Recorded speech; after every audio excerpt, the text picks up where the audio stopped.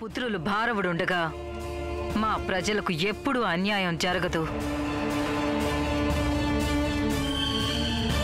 పుత్ర భారవ, ఉపక్రమించు.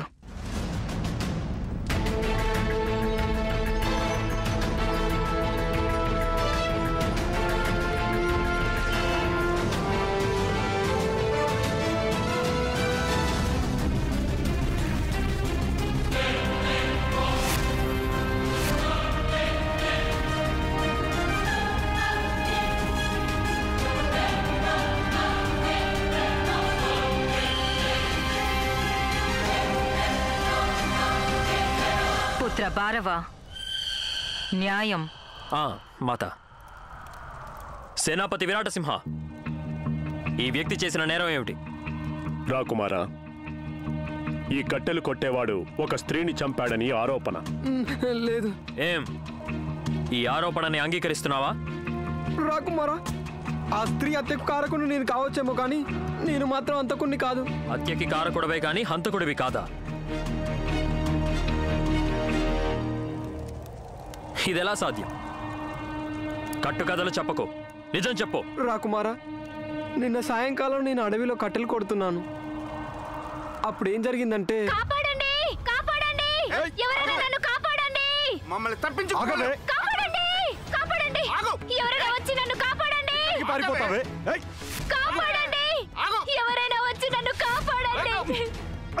రండి, వచ్చి నాకు సహాయం చేయండి. కాపాడండి, కాపాడండి.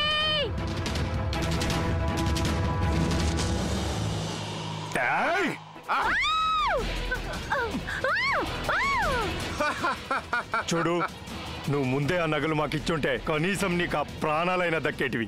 ఇప్పుడు నీ నగలు పోయాయి, ప్రాణాలు పోతాయి. చూడు, నగల కోసం ప్రాణాలు కూడా పోగొట్టుకుంటున్నావు. కాపాడండి, నన్ను కాపాడండి.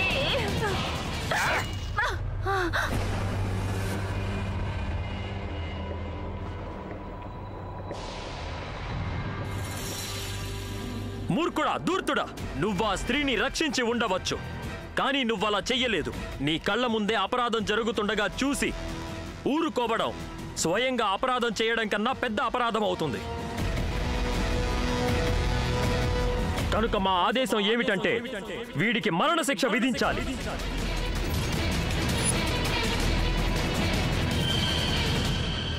క్షమించండి రాకుమారా, నేను చేసిన తప్పని నాకు తెలుసు, కానీ ఈ అపరాధానికి ఇంత పెద్ద శిక్ష వద్దు. పెదరాణి గారు, ఇది చాలా అన్యాయం. న్యాయం చేయండి, నాకు న్యాయం చేయండి. రాకుమారా, తీసుకెళ్ళండి వాణ్ణి, ఉరికంబం ఎక్కించండి.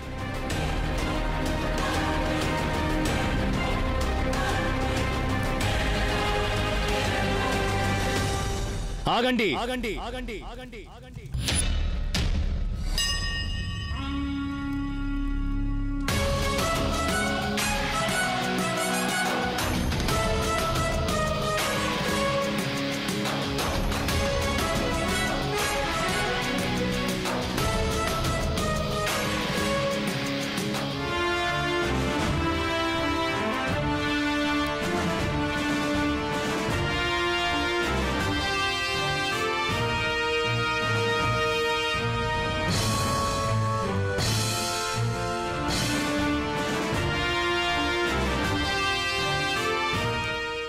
క్షమించండి, నాకు న్యాయం చేయండి మహారాజా.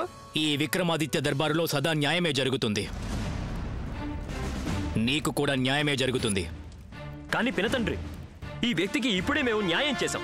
న్యాయం చేయాలి గాని భారవా, అవివేకంతో కాదు. కానీ పినతండ్రి, ఒక స్త్రీని హత్య చేయడం చూస్తూ దాన్ని నివారించకపోవడం ఇది అపరాధం కాదా?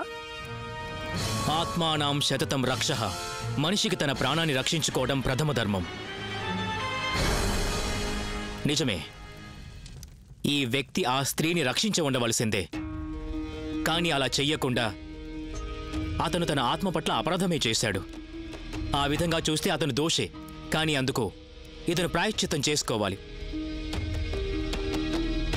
అందుకని ఇలా మరణశిక్ష విధించకూడదు. ఈ వ్యక్తిని విడిచిపెట్టండి.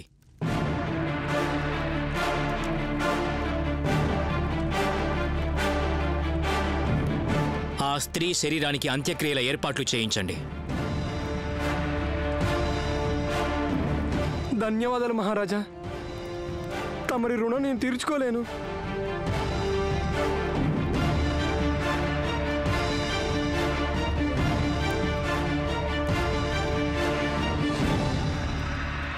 భారవ, మన సోదరులు భరత్, హరి ఇక్కడ ఉండుంటే నీ నిర్దాక్షిణ్యతకు నీకు కఠిన శిక్ష వేసి ఉండేవారు. సమ్రాట్ విక్రమాదిత్యుల వారికి జై! సమ్రాట్ విక్రమాదిత్యుల వారికి జై! సమ్రాట్ విక్రమాదిత్యుల వారికి జై! సమ్రాట్ విక్రమాదిత్యుల వారికి జై! సమ్రాట్ విక్రమాదిత్యుల వారికి జై! సమ్రాట్ విక్రమాదిత్యుల వారికి జై! ఈ జయ జయధ్వానాల కోసం నువ్వు నా పుత్రుణ్ణి అవమానించావు రాజా విక్రమాదిత్య.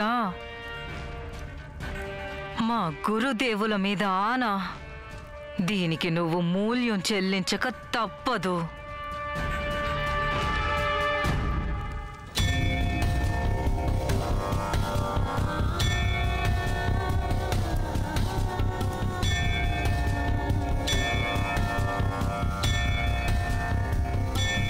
మహారాణి, ఏంటి మీరు చేస్తున్న పని?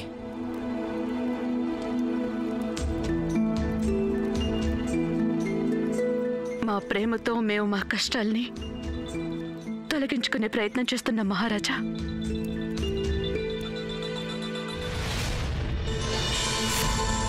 కష్టాలు తొలగిపోవటం కాదు, ఇప్పుడే కదా రాజా విక్రమార్కుడి జీవితంలో కష్టకాలం ఆరంభమైంది మహారాణి పద్మిని.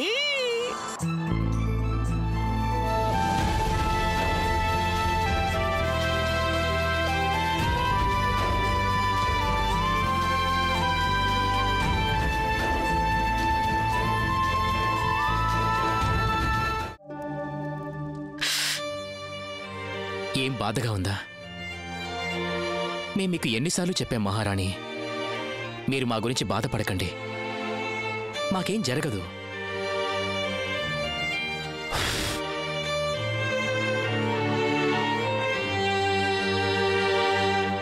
మా కేసి అలా చూస్తున్నారు ఎందుకు? మేం మీ చెంతకు వచ్చేసాంగా. ఏది కొంచెం నవ్వండి. మిమ్మల్ని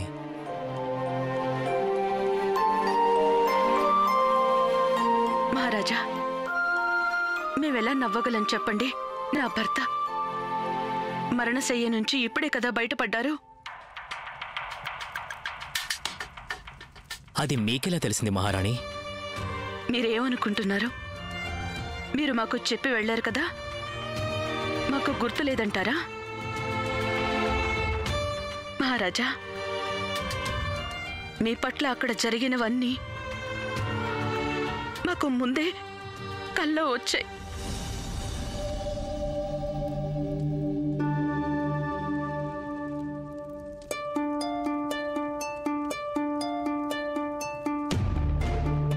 మీ బాధ మాకు అర్థమైంది మహారాణి, కానీ మేము మా మానవత ధర్మాన్ని త్యజించలేం కదా. మహారాజా, మిమ్మల్ని చూసి మేము గర్విస్తున్నాం. ఎందుకంటే మీరు తమ రాజధర్మాన్ని మించిన మానవతా ధర్మాన్ని ఎన్నుకున్నారు. కానీ మహారాజా, మాకెప్పుడు మీ గురించే ఆందోళనగా ఉంటుంది.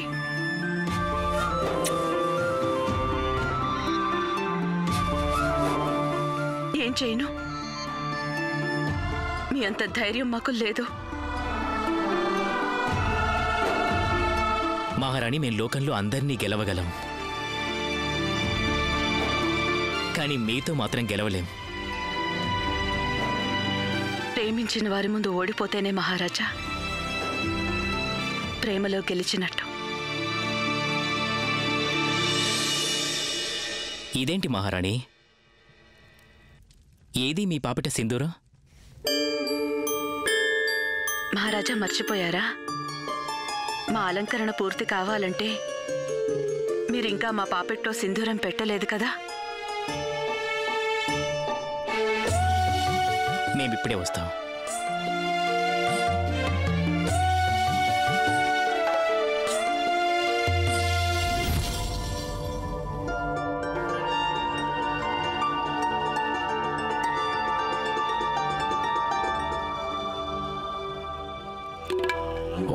సూర్యా!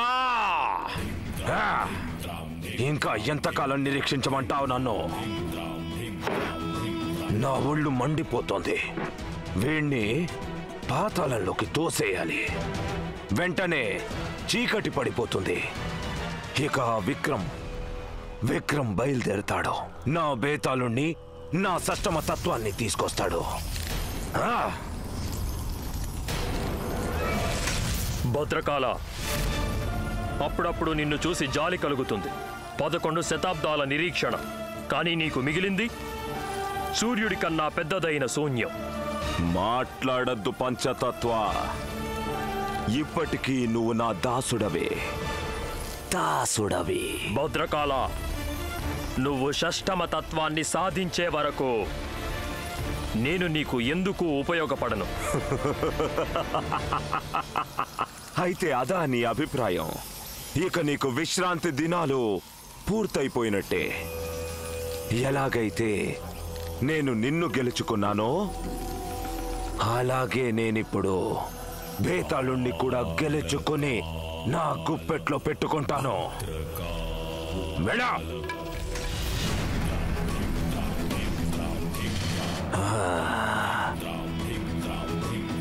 సూర్య భగవాన్, ఒక చిన్న విన్నపం చేసుకుంటాను. ఈ రోజు అస్తమించాక ఇక మళ్ళీ బయటికి రావద్దు. అప్పుడే విక్రమ్ బేతాళుణ్ణి తీసుకొని ఇక్కడికి రాగలుగుతాడు. ఇది తమకు నా విన్నపం. మహారాణి, ఏమిటిదంతా? మా శత్రువు చంద్రుడు ఉదయించాడు.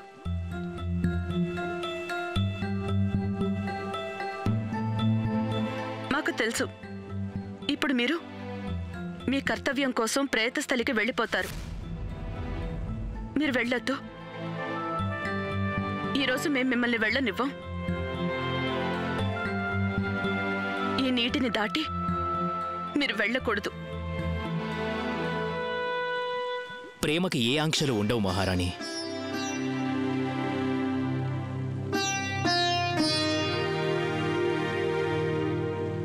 మహారాణి, మీకెంత ప్రాముఖ్యం ఇస్తున్నామో మా కర్తవ్యానికి మేమింకా ఎక్కువ ప్రాముఖ్యాన్ని ఇస్తాం.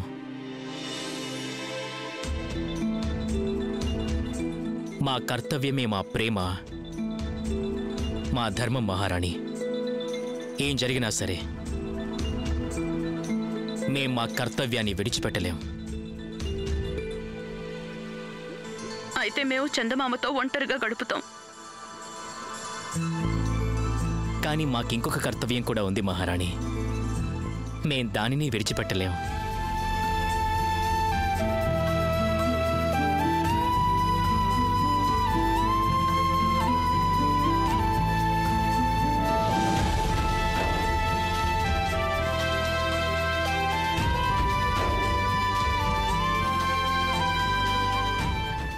మేం దీనిని కూడా విడిచిపెట్టలేం.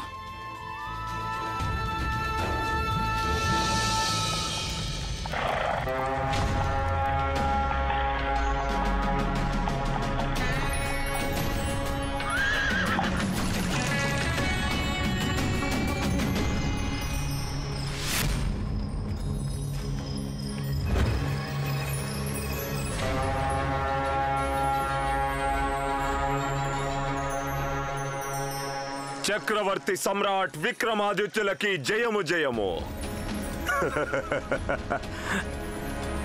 ఒక్క క్షణం మాకు అనిపించింది, ఒకవేళ పత్ని ప్రేమ నిన్ను వెనక్కి లాగేస్తుందా అని. మేం మీకు మాటిచ్చాం సన్యాసి. మా మాట నిలబెట్టుకోకుండా ఆ ఈశ్వరుడైనా అడ్డుకోలేడు. ఆ విషయం నాకు తెలుసు.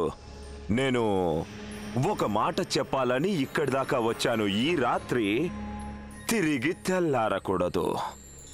రాత్రి గడిచాక తెల్లవారక తప్పదు సన్యాసి. కానీ ఈ సూర్యోదయానికి ముందే ఆ భేతాళుడు తమ సమక్షంలో ఉంటాడు. అది నిజం కావాలి. అందుకే కదా నేను ఇక్కడికి వచ్చాను. అంటే ఇదే, ఆ భేతాళుడు భలే తెలివైనవాడు. వాడి కథలు ఎంత దీర్ఘమైనవంటే ప్రేతస్థలి దారంతా చెప్తాడు. అందుకే నువ్వు మీ యానాన్ని వేగంగా నడిపించావంటే వాడి కథ పూర్తి కాకముందే నువ్వు ప్రేతస్థలి నుంచి బయటికొచ్చేస్తావు. అలా కనుక వాడి కథ పూర్తి కాకపోతే వాడు నిన్ను ప్రశ్న అడగలేకపోతాడు. అలా ఒక్క మారు నువ్వు బయటికి వచ్చేశావంటే ఇక అప్పుడు భేతాళుడు ప్రేతస్థలిలోకి తిరిగి వెళ్ళలేడు. మేము అదే అనుకున్నాం సన్యాసి. మీ సలహాకు ధన్యవాదాలు. శభాష్. ఇప్పుడు మన ఆలోచనలు ఒకేలా ఉన్నాయి.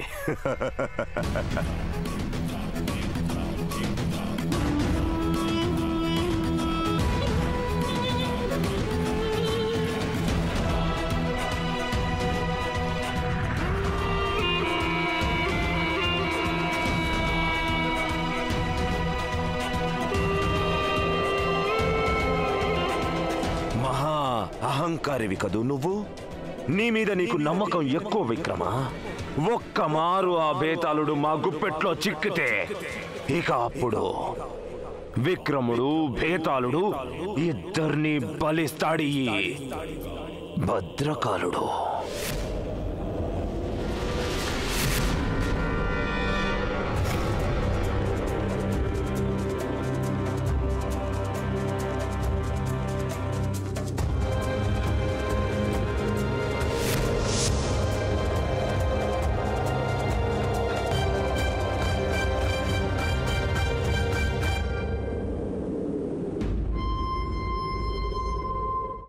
భద్రకాళుడికిచ్చిన మాట కోసం ప్రతి రాత్రి మహారాజు ప్రేతస్థలికి వెళ్తున్నారు. మహారాజుని నువ్వే కాపాడాలి.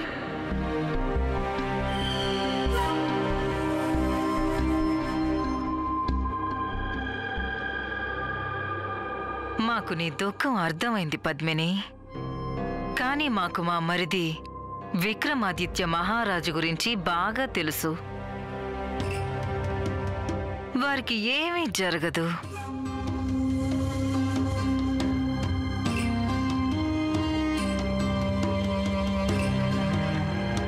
మాకు తెలుసక్క, వారికి ఏమీ కాదు. మా పాపెట్లో సింధూరాన్ని చూస్తున్నారుగా, అది మెరుస్తున్నంత వరకు వారికి ఏమీ కానే కాదక్క. అందుకే మేము ఈ మెరుపుని మాసిపోనివ్వం. మహాదేవుడి మీదొట్టు.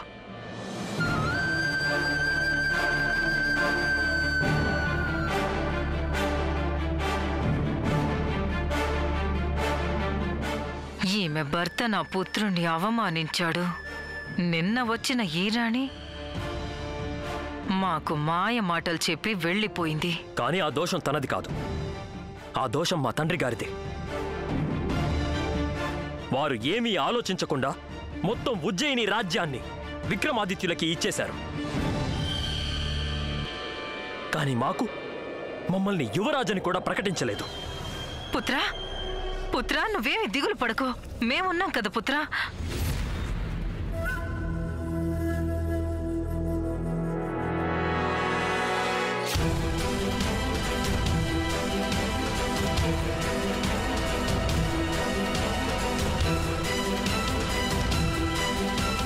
మా గురుదేవుల మీద ఆనా. ఈ అమ్మ నీకు నీ అధికారాన్ని తప్పక ఇప్పిస్తుంది పుత్రా.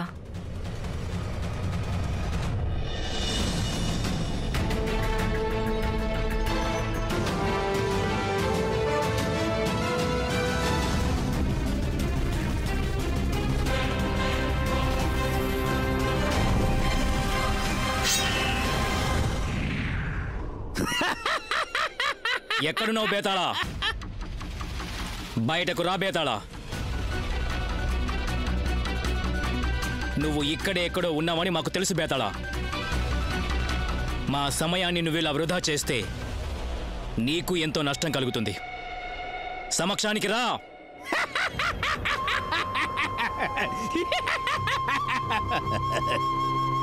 విక్రమా, చూడు, ఇటువైపు చూడు, కొంచెం శ్రద్ధగా చూడు.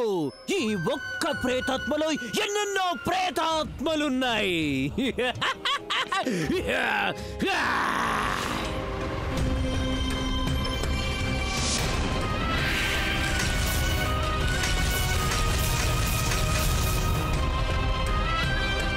వాడి మాటలు నమ్మొద్దు. బేతాళుణ్ణి నేనే. వాడు చెప్పేవి అబద్ధాలు. నిజమైన బేతాళుణ్ణి నేనే. బేతాళా, నువ్వు చేస్తున్న మాయాజాలం ఎక్కువసేపు కొనసాగదు. బ్రహ్మ సత్యం జగత్ మిథ్య. విక్రమా, మాయ అంతా ఈ లోకంలోనే ఉంది. రాజు, రాజ్యం, కుటుంబం అంతా మిథ్యే. నువ్వు మాయ. ఆ భద్రకాలుడికి నువ్విచ్చిన మాట కూడా మాయే. నీ యుక్తుల్ని తప్పించుకునే మార్గం మా దగ్గరుంది బేతాళా. నీ మాయాజాలాన్ని ఇప్పుడే అంతమొందిస్తా.